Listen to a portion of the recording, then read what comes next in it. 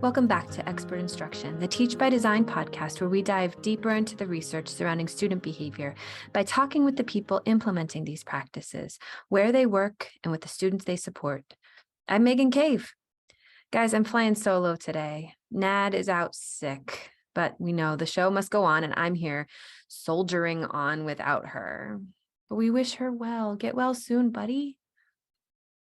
Before today, Nad and I have had long conversations about what's going on in schools right now. We see the headlines and we've read the threads on social media. Teachers are out here telling us the behaviors they see in their classrooms have increased, either in number or severity. They're seeing more fights, more disruptions, more students skipping class altogether, and it's all just adding up to create spaces that feel more chaotic than ever. Teachers are telling us they're overwhelmed and they want some solutions. So we wanted to take the time today to talk about that directly and give everyone ideas for how to build on those school-wide systems you have in place to support the students you work with every day. And maybe, just maybe, bring yourself a little more peace in your classrooms. Today, we're talking with Dr. Billie Rodriquez and Noah Van Horn. Billie is a returning guest on our podcast. She's back, guys. She's a staff member with Northwest PBIS Network and a senior lecturer at the University of Oregon. And Noah is a school psychologist and PBIS coach with Springfield Public Schools in Springfield, Oregon. In our conversation today, we'll explore the idea of what Billie calls dosing up the school-wide support you provide. We'll share how you can lean on the critical elements of Tier 2 support and offer up just a little bit more to an entire class or even your whole school. This isn't about enrolling every student in check and check out. It's about taking the concepts behind classically targeted supports like check and check out and finding creative ways to apply those to a larger group. So you better believe we have some practical ways you can start doing this right now with your students. Here we go. So Billie, Joe, and Noah, thanks so much for joining us today. Yeah, of course. Yeah, thanks for having us on. Yeah. Happy to be here. Yeah. So we're here today to really just kind of dive into like the nuts and bolts of how to offer additional support when you know that you've got a lot of support that needs to be given. Basically, before we talk about adding on additional support and resources, the first thing that we have to do that we talked about in our Teach by Design article is that you have to just kind of verify that all of the things that you said you were going to do in the first place, all those school-wide systems and practices, that all of those things are actually in place, that you're doing those things. You didn't forget, right? And Noah, when we were talking earlier, the three of us had talked earlier about some of these ideas, and you had mentioned that some of the schools that you work with have been longtime PBIS implementers, and that this year they saw some spikes in behavior, and when you went to go meet with them, you found out maybe they had forgotten one thing, or two things, something like that. Yeah, so some of the buildings that I have supported, and as we came back from a pandemic years ago, we had focused a lot on trying to get kids ready to re-enter school and the safety measures and everything, and like we got really good at focusing on that side of things, and then that caused a little bit of drift for some of the schools that I support as a PBIS coach. And so, we kind of get like hyper focused on one thing or another from time to time. And some of the issues that we ran into this year as we were starting to kind of re-enter is that some of those core practices, especially like right out of the gates that we would typically have in place where we're making sure all staff know exactly how we're going to do like our rules rodeo or reteaching expectations, like even making sure that all staff knew what those expectations were in all settings, right? Not all of those things happened. And we didn't even realize that we hadn't done it until all of a sudden students didn't know what the expectations were in different settings. So you've got a variety of different teachers who all have different methods for releasing their students for X, Y, and Z. And it causes conflict. And we're like, well, we've had a plan in place for this forever. And it turns out we didn't teach what that plan was this year. And so we kind of ran into this issue where all of those really like core tier 1 practices that we had gotten good at doing, we fell off a little bit and then had to have a reset. And one of the things that I love about this kind of happening is it was a great reminder that you don't have to wait until later to do the reset. Like Yeah. you use your data, you figured out that there was an issue. Yeah. It's not like, well, we didn't do it in the fall, so let's wait until winter to do it. It's like, let's do it next week because we didn't do this well the first time. Let's come back and actually use the data that we have and make good decisions from it. Yeah, exactly. And we were also, if Nad was here today, she's out sick today. But if she was here today, she tells this story about when her daughter was very young and the two of them were walking on the sidewalk and her daughter kept kind of heading off the curb into the street. And she kept saying to her, you got to stay on the sidewalk. Don't go on the street, stay on the sidewalk. And she repeated herself over and over and over again and was like, she's not listening to me. And finally, someone asked her if her daughter actually knew the difference between the sidewalk and the street and when the sidewalk stopped being the sidewalk and actually became the street. And she realized that she hadn't actually taught her young daughter about the concept of a curb and that she needed to actually teach her that. And that she had jumped in her mind to my kid isn't listening to me, when really it was that she had not taught the fundamental definition of a curb. And once you do that, like her kid stayed on the sidewalk and everything was fine. Everyone was safe. It's all fine. So I think it just gets at, though, this idea that there are some fundamental components that need to be taught first and made sure that those building blocks are in place, that they set up that foundation on which everything else is layered on top of. And absolutely. And those school-wide systems, practices, supports, that's what those are. That every kid in your building gets access to those things just because they attend your school, right? Right. So all of those, you have to make sure that those are in place before you start saying we have a problem. So. Yeah, and I think that goes to classroom practices too, right? We're always looking to align our classroom practices with our school-wide practices. And I think one of the pitfalls sometimes is this assumption, especially as kids get older, like, oh, they've been through this before, we don't need to do it. We've been through this before, we don't need to do it. So then we don't do that. Like, everyone's here, I'm going to really focus in on making sure we reteach this piece, or I'm going to teach this really, really clearly, because I'm just going to make the assumption that you already know the difference between a sidewalk and a road, as opposed to, I'm going to make the assumption that no one has heard this before. No one has ever told you that. Now we're all coming at it from the same lens. And you might be a little bit motivated to be on the road. Maybe there's something a little exciting out there.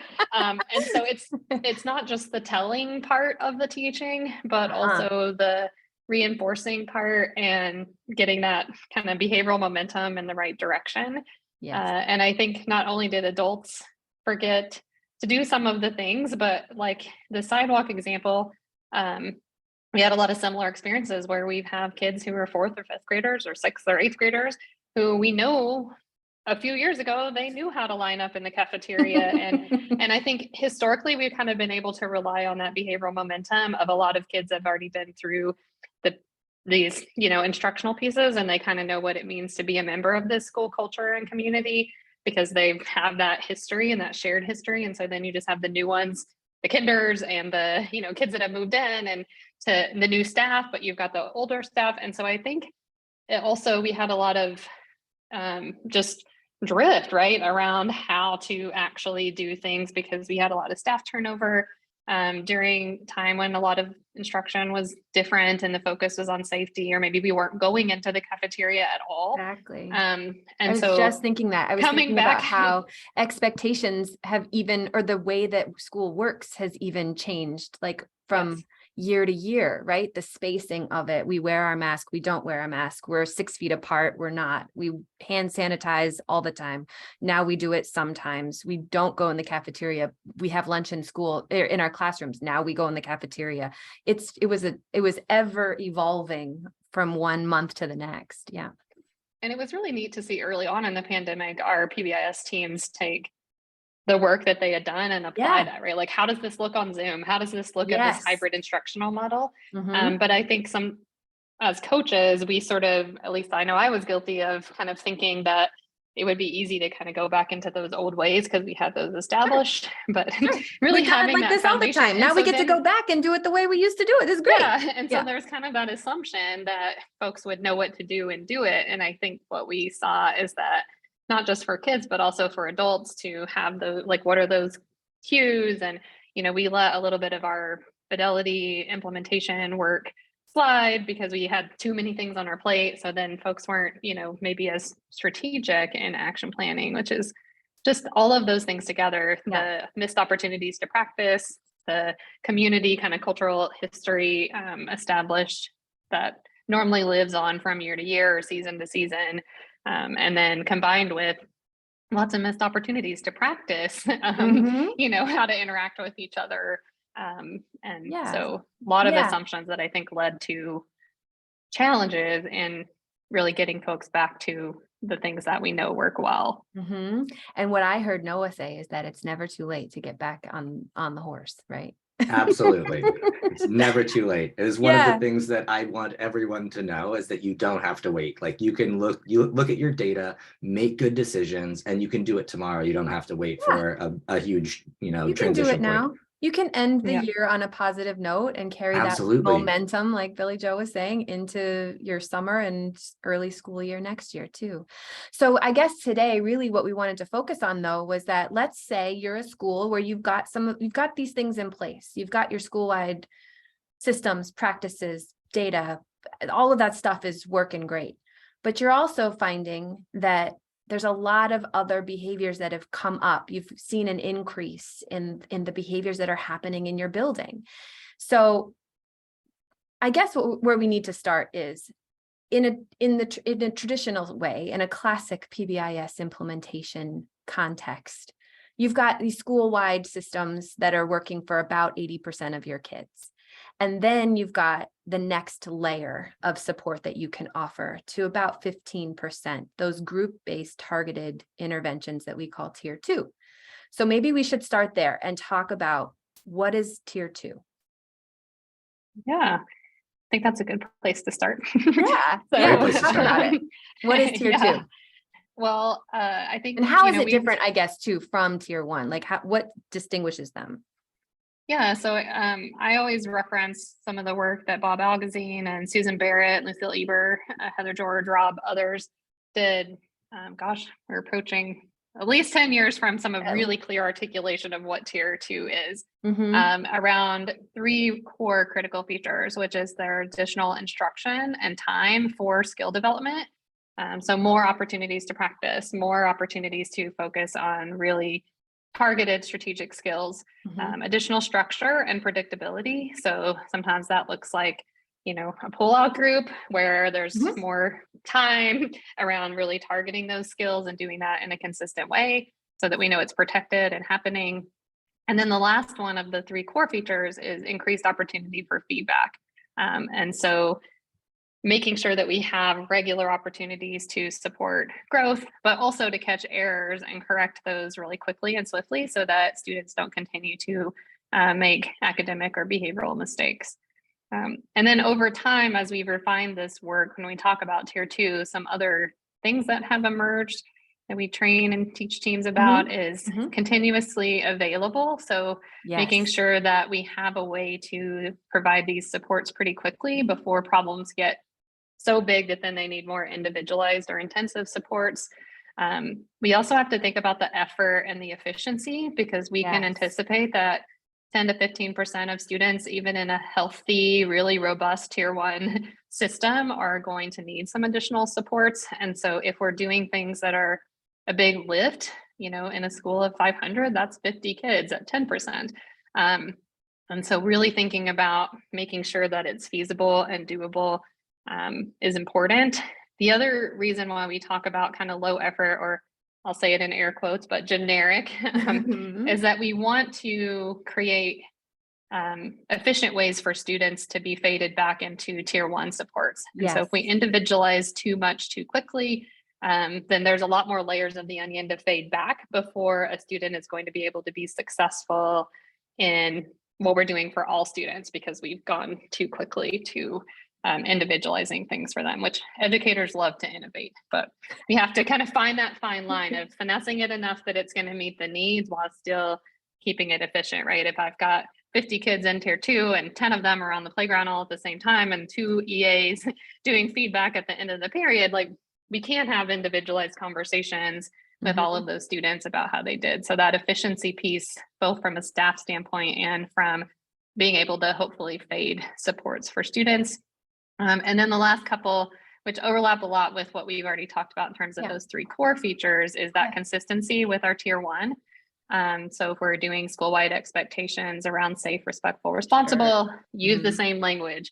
If we're teaching, belly breathing as a strategy for all of our students for social emotional regulation, then using that same language when we're doing intensifying our supports, so that again, students have those opportunities to be prompted to use those skills in a natural way and not just during that targeted instructional time. And then the last one is related to that opportunity for feedback, but just that ongoing opportunity to skill build and monitor.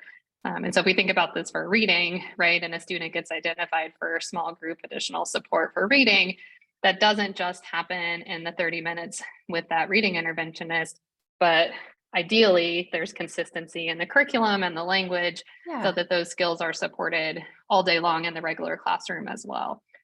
So that was maybe a long answer. No, there's a lot of kind of those critical features. I'm like busy writing them all down. I'm like, got it. Consistent with tier 1. Okay. And everything that you said is like, so let's think about like check and check out as like our quintessential tier 2 intervention that aligns with everything that Billie Jo is just like, it's a classic, right?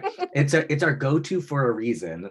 We've got tons of research on it showing the effectiveness for kids across behavioral functions. But to talk to what Billie Jo is saying in terms of kind of that efficiency piece, like there's a reason why we set those expectations as be safe, be respectful, be responsible on the student's, point card, because it aligns with what our school-wide expectations are. So there's that ease, that fluidity to go back into our core. And we're using our data to show that students are struggling with those tier 1 behaviors that we've already established with our tier 1 practices. And so then we start to say, well, they need increased time. They need increased opportunities for practice, right? They need increased structure and predictability. And so we layer on those components to what our tier 1 practices are. That way we are able to make it easy to move in. Like think about if we were to go the other direction and every kid had 5 individualized goals right out of the gate just because they were struggling with, lining up every day. And now we wanted to fade back in. It's a whole lot harder to jump back into just your tier 1 supports when you've built this really complicated system for each kid. And that took a long time. Like part of my other role outside of being a PBIS coach is a school psychologist, and you have to go through the whole FBA process and you're working on an individual kid. That is very labor intensive. And so we use tier 2 supports. We use interventions like check in, check out as a way to quickly and efficiently get students the support that they need when our data is indicating that they need it. Yes. And so my other question then is, when do you know that behavior is in a place where a student would need those tier 2 supports? Great question. You just said giant it. data No, nerd. Giant data nerd over here. So I'm going to say it 8 million more times. But data, you've got to have the data sources to be able to determine whether that's your school-wide office discipline referral data or just referral data, right? Whether that is check-ins, you've got students who are maybe like leaving class regularly and they're going to the office. And so we're keeping a log of the students that come in and when they come in and why they come in.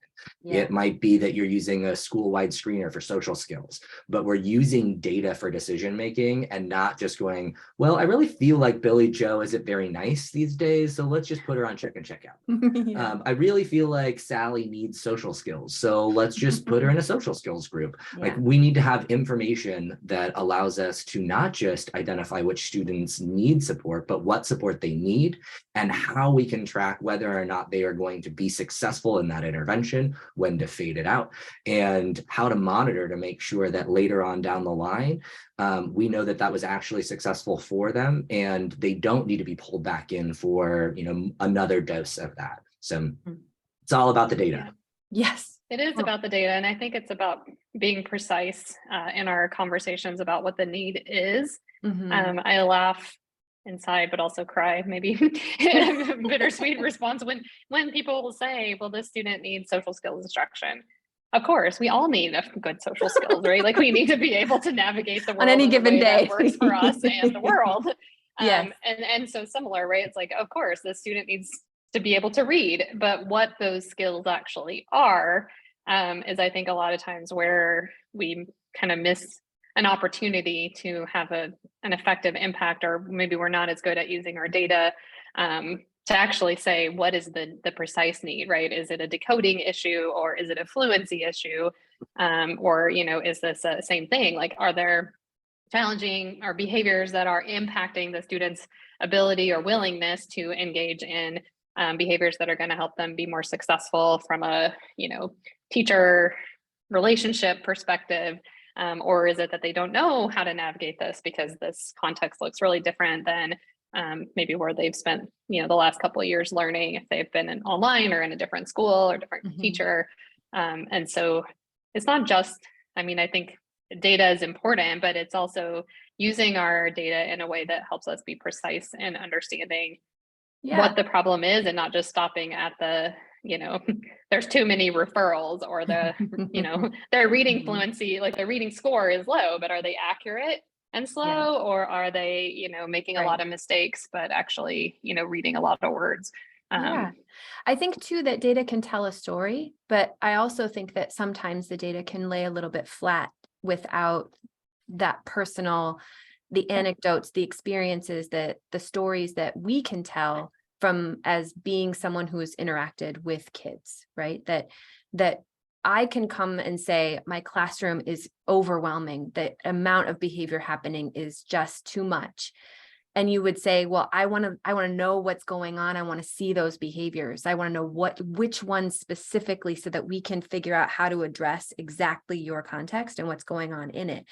And both of those things work together, right? They make a fuller, brighter picture of what's actually going on, so that the solutions that you implement are more effective and they're precisely tailored to what's going on, right? So you have to have, I think personally, you have to have both. I can look at your data and think that it says one thing, and you look at it and you go, no, I know exactly what happened that day. Let me tell you what happened that day. Yeah, I was just having this conversation with a principal, our assistant principal yesterday, who's also kind of charged with school culture climate in her building.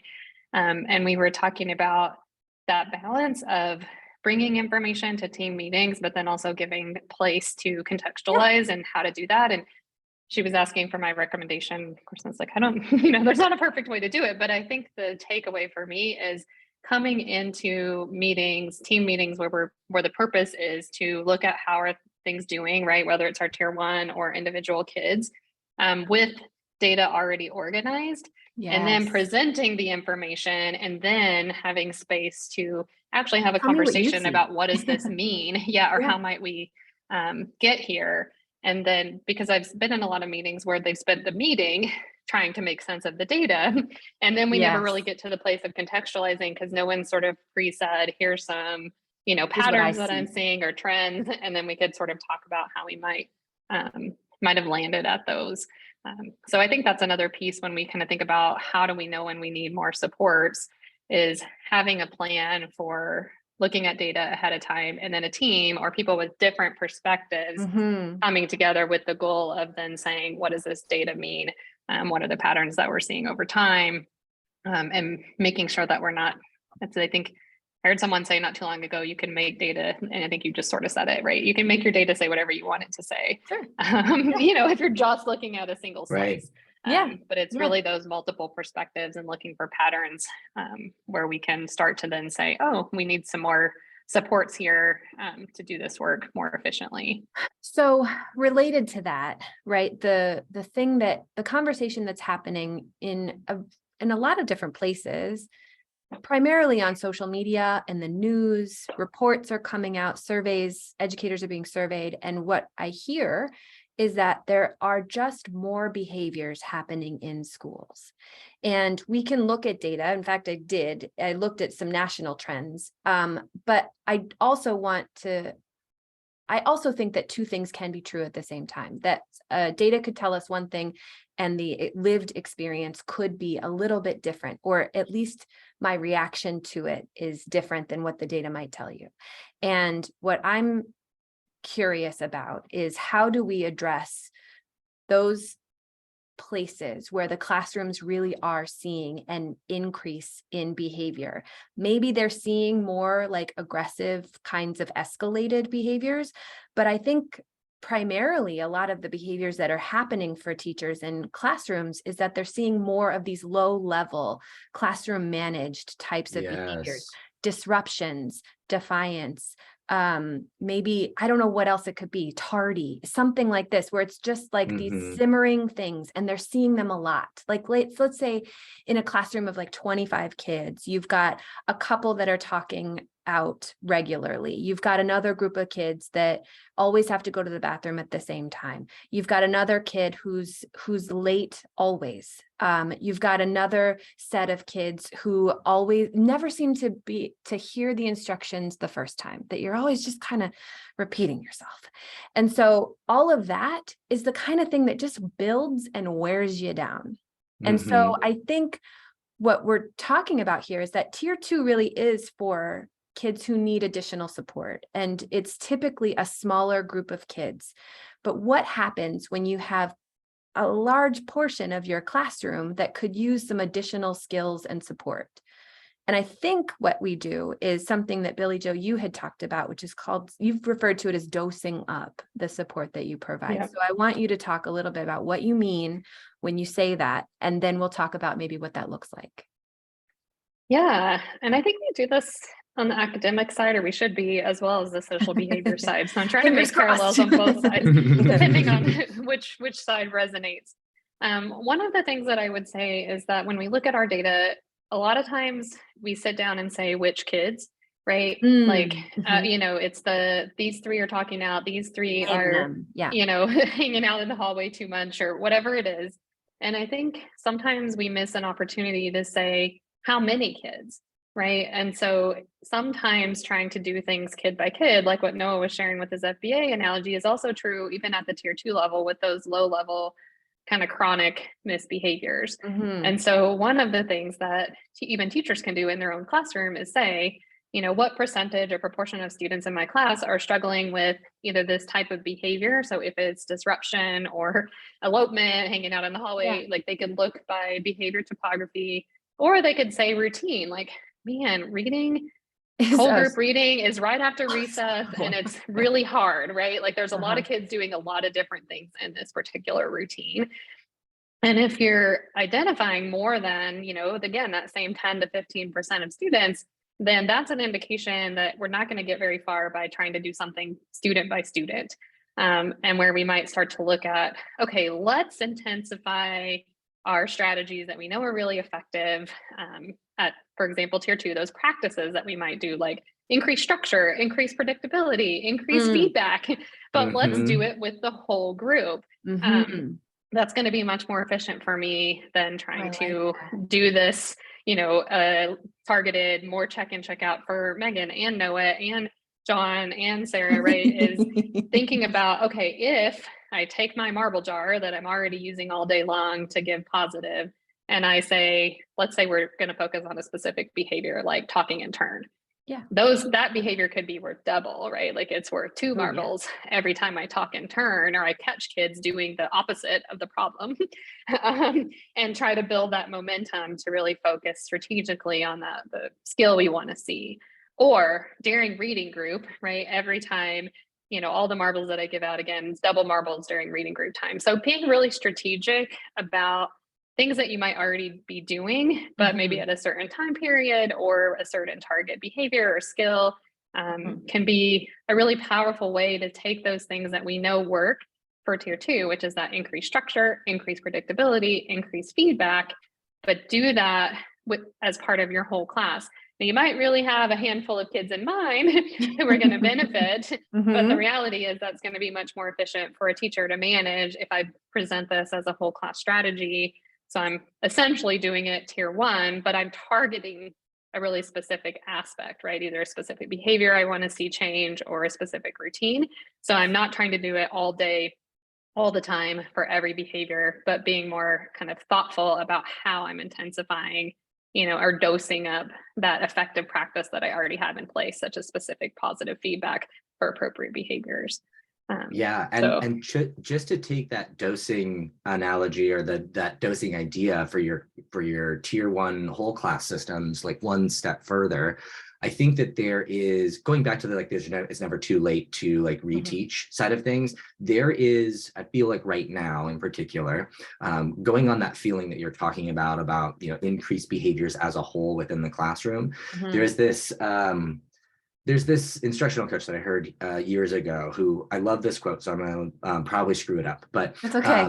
it's this idea that like your expectations are what we allow, not what we say, right? It's what you allow. So if you are the classroom teacher and we've taught our expectation, but then as kids come in and they are talking out left and right, and I'm just answering every single question, my expectation is not that you raise your hand to speak, even though I said at the beginning, everyone needs to raise your hand to speak. If I just respond to every talk out every single time, that's not my expectation. And I think what happens is we especially this year, we moved on into the year and there's a little thing and then another little thing and another little thing, and that feeling like you talked about earlier kind of built up. And so in the dosing up side of things, reteaching those expectations, coming back to it again and again and again, and making sure that we are actually holding each other accountable. We are making students practice until we've reached a level of success that we feel good about. And then if it starts to drift, we come back and do it again. We can't just assume that because we did a one-time teach the expectation or tell the expectation, even worse, at the beginning of the school year, I told you what it is, you should know how to do this, that we should be able to have students know what is expected of them and do it well. So we need to have opportunities for practice for those whole class behaviors throughout the course of the year, and not just assume that if 3 kids are doing it really poorly and 5 kids are doing it a little less poorly and it's not so great, that now we need to do, we need to do check and check out for all 8 of those kiddos. Yeah, right. And I think too, what I think it was Billie Joe, you said that we could all use some social skills, right? So that it could just be a few kids in your classroom that are causing enough of a vibe that you really need to like just get like let's do it as a class, let's just do some part of this as a class. We talked about this with Kathleen Strickland Cohen and Brian Meyer and Amy Flamini on a past episode around de-escalation, that if you've got kids in your classroom that are all kind of dealing with these big feelings and you've got enough of them to where it feels like your whole classroom is escalated and everyone is a little bit on edge, like when is this going to happen? When is the explosion going to happen today? Then why not take some of those strategies for how to de-escalate and teach them to your whole class? That way everybody knows, because we could all probably use a moment in the day where we take some deep breaths or we ask for a break or whatever it is. Teach it to everybody. And then for the kids who really need it, they've gotten it as a class-wide strategy. And maybe there are some other things too for some of them, where they get pulled out for some additional instruction. And the other lovely thing about that example that you just shared, Megan, is hopefully they also get some modeling from other students using that behavior, right? If we expect all of our students who are struggling with a particular skill to learn it quickly and be able to apply it when they've already given us the information that this is hard for them, that's kind of it's too high of an expectation likely for where our kids are at. But if we can teach all kids how to use this skill, and then the kiddos who really need it more also get that constant modeling from their peers using it the right way, it makes it that much more impactful and that much more effective. Yeah, they get reminders from their friends, like maybe a deep breath is good right now, or like want to go take a break over in the corner with me, or whatever it is. Yeah, having that peer modeling, that peer feedback. I have definitely been in classrooms where teachers hadn't taught social skills as a tier 1 practice before, started teaching it, and by the next year you've got kiddos who are encouraging each other to go use the break space. They're encouraging each other to take that deep breath, and that's pretty big stuff when a teacher doesn't even have to correct the behavior or be the one who's intervening in that moment. Right, because there are some students who it's really hard for them to have a conversation about how they're feeling, but if that's part of the routine every single day, then more of them are going to be able to do that and support each other, and also know what to do when somebody doesn't respond. And so it really is about being strategic. And we do the same thing with literacy or math, right? Which is that we look at our data, we do a school-wide, assessment for reading fluency, and then we say, wow, 3rd grade's got their fluency is looking great, but comprehension, like this is a new skill where they're really focusing on paying attention to what they're reading. And if we just look at comprehension data in fall of 3rd grade, we have 35% of our students who are at risk. That is not an indication that 35% of students should be going to a reading intervention, but actually for our third grade team, and maybe even our second grade team, if this is a pattern that's kind of emerging year after year, can we do some things with our whole class to help support those strategies for comprehension? Because we don't have the capacity to do small group instruction for comprehension when we exceed that kind of 15% threshold. Yes. So it's that place of sometimes we need to go back and do it's more efficient and effective to do it for everybody, because it's not going to hurt anybody. And even our kids who are good comprehenders, chances are they're going to pick up some strategies or be able to model for their peers as things that Noah was sharing. And so I think it's that piece of asking yourself, when am I going to get more for my time and energy by doing this with everybody, versus starting to do it for a small group of students. And it's not necessarily about asking everyone to okay, I'm going to do, like you were saying, I'm not going to do check in, check out with everybody. That's not efficient. So are there components of it I could do with everyone? And we were just talking, you could do a check-in. When kids come in, they have to say how they're feeling, however that looks, right?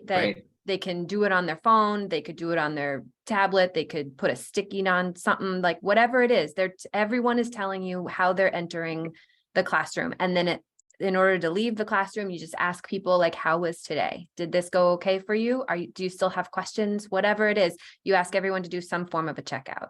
So that's a way that you can adapt what you're doing at tier 2 to work for everybody in the classroom. And it gives you information as a teacher that you could use to change some part of your instruction during the day.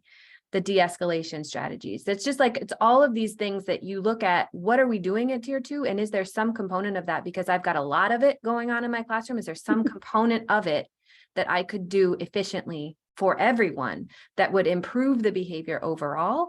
And still let me keep going on with my day, because I got a lot of stuff to do. Yeah. And for those kids who still need more, then you're also creating an environment where they know how, or are more likely to be able to be prompted and supported to use those skills in that natural setting as well, which is going to help everybody. It helps everybody. I love that you said that. It's not going to hurt anybody. It's only going to be useful. So I guess when we think about this, we're knowing the landscape that we're in, right? Teachers are struggling in a lot of ways. One of them is with behavior in their classrooms, but it's one part, and I think overall the field of education is at this real, I don't know, it feels volatile. And so if we're talking about behavior and we're talking about the ways that we can support teachers to support students in their classrooms, what would you tell them? What would you tell teachers that they could do right now? And then the other question that I want you to answer is, what would you tell an administrator to do to support teachers who are doing this work? Answer either part of that you want. Well, I feel like I led off with this, so I'm just gonna bring it back. Close it out. Yeah, great. Don't be afraid to go back and reteach it now. Yes. So I think one of the things that I have seen really great classrooms do this year is they understand that students are not going to get it just that one time, and they have been coming back and refocusing on it. Another thing that I have seen really good teachers doing this year is, like you brought up, Megan, getting feedback from their students daily. So they're focusing on those relationships, and they're focusing on getting feedback from their students about how they're doing so they can adjust their practices. Yes. And then finally, I think teaching routines is one of those things that we talk about but gets lost a little bit.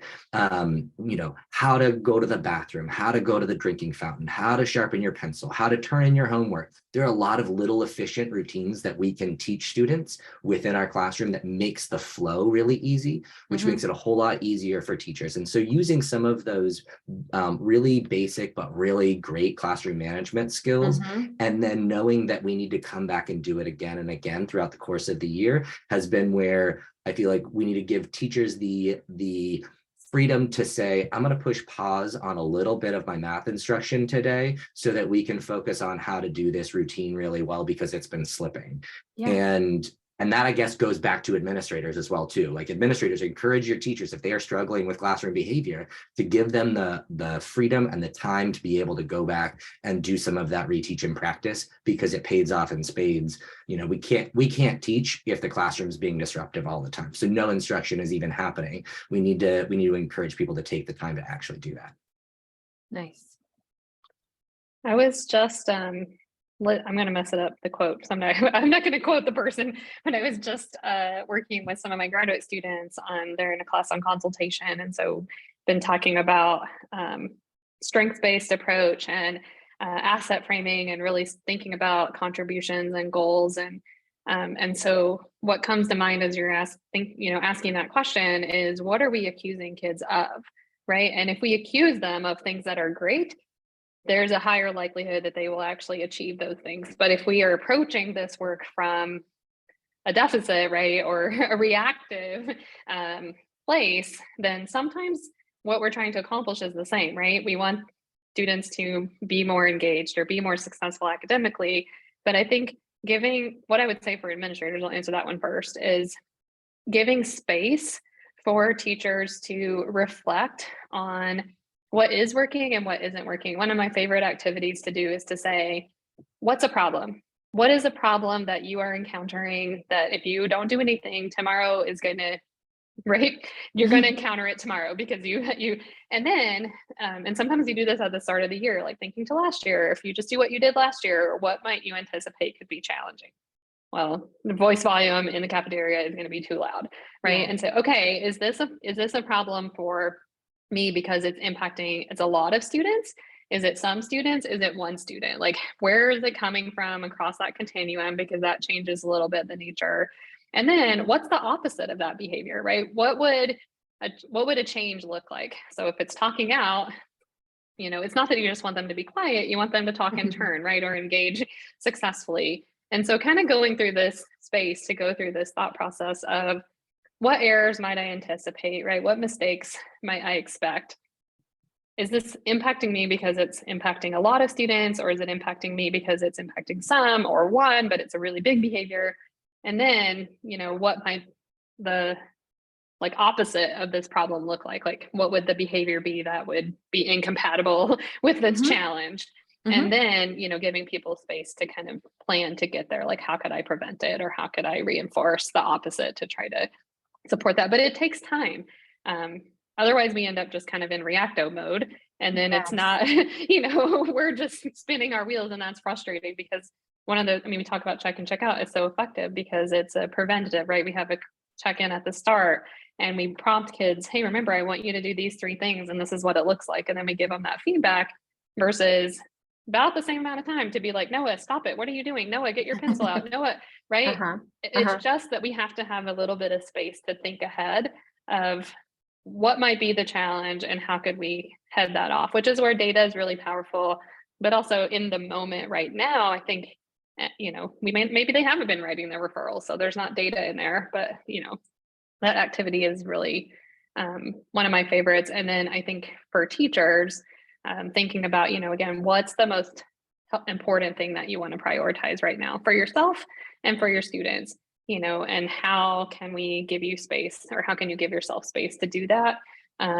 And if you sell it, for the most part, kids will buy it. I love all of these ideas. And the thing about it is that, I don't think the 3 of us sitting here talking to each other about this are magically going to solve anyone's problem. That all of this stuff is so contextual, and that really what I heard you both say is go back, encouraging everyone to go back and consider what is your actual context, and data can help you figure out some part of that, get a handle on it anyway, put some boundaries and borders on the problem that you're trying to solve.